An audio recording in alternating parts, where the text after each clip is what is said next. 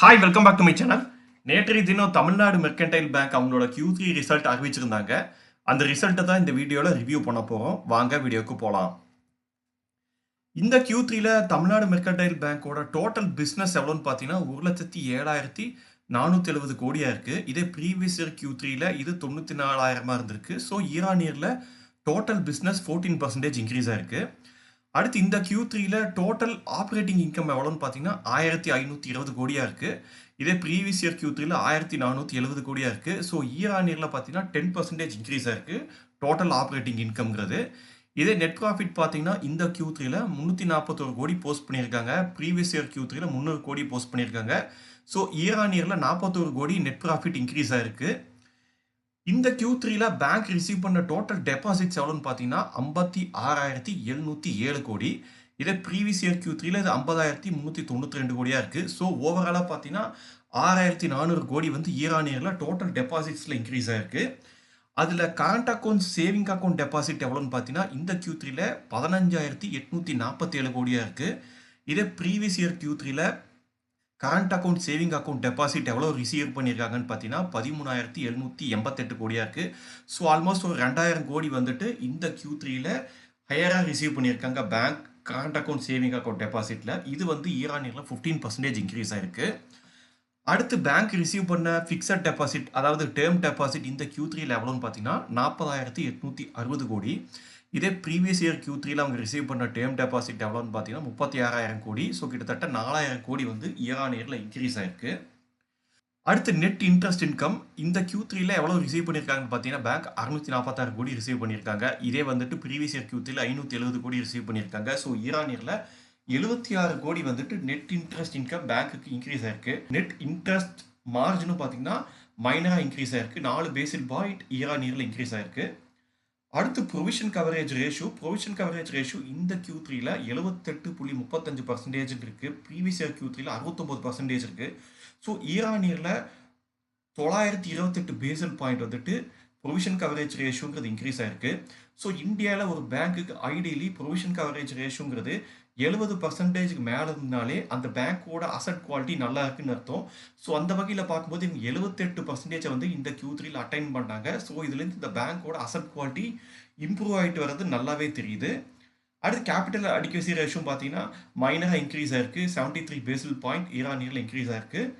அடுத்து பேங்க்கோட NPA and GNPA பார்த்துடலாம். So cross NPA அதாவது கிராஸ் நான் பர்ஃபார்மிங் அசட் இந்த Q3ல எவ்வளோ இருக்குன்னு பார்த்தீங்கன்னா 0.91% இருக்குது. இதே ப்ரீவியஸ் இயர் Q3ல அது 1.32% இருக்குது. So 41 phase point year on இயரில் கம்மியாக இருக்குது.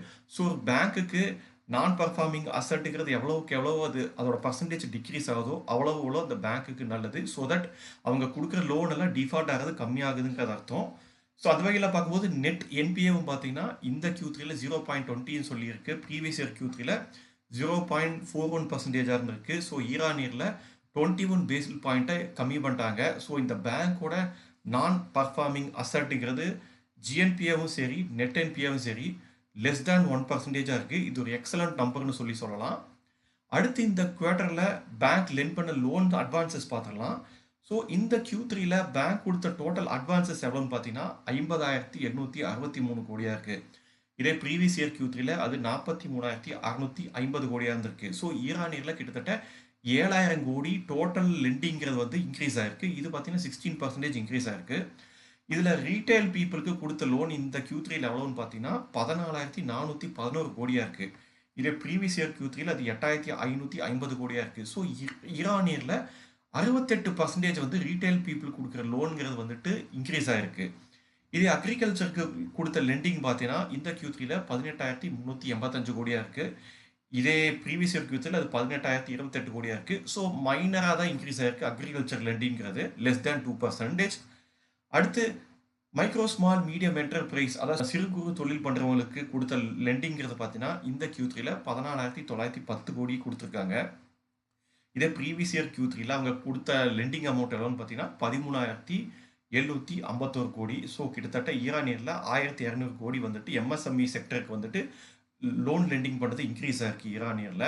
ஸோ என்னை பொறுத்த வரைக்கும் இந்த பேங்க் வந்து இந்த Q3ல ஒரு எக்ஸலண்ட்டான ரிசல்ட் கொடுத்துருக்காங்க. ஏன்னா அவங்களோட டோட்டல் பிஸ்னஸும் இயர் ஆன் இயரில் இன்க்ரீஸ் ஆயிருக்கு. நெட் ப்ராஃபிட்டும் இன்க்ரீஸ் ஆயிருக்கு. அவங்களோட காசா டெபாசிட்டும் சரி, டெர்ம் டெபாசிட்டும் இன்க்ரீஸ் ஆயிருக்கு. அதுக்கேத்த மாரியே பார்த்தீங்கன்னா, நெட் இன்ட்ரெஸ்ட் இன்கமும் இன்க்ரீஸ் ஆயிருக்கு. அவங்களோட ப்ரொவிஷன் கவரேஜ் ரேஷியோவும் இன்க்ரீஸ் பண்ணியிருக்காங்க. ஸோ அசெட் குவாலிட்டியும் பெட்டர் ஆயிட்டு வருது. ப்ளஸ் என்பிஏ, ஜிஎன்பிஏ 2யுமே கம்மி பண்ணியிருக்காங்க. டோட்டல் அட்வான்ஸ் லெண்டிங் பிஸ்னஸும் இன்க்ரீஸ் ஆயிட்டு வருது.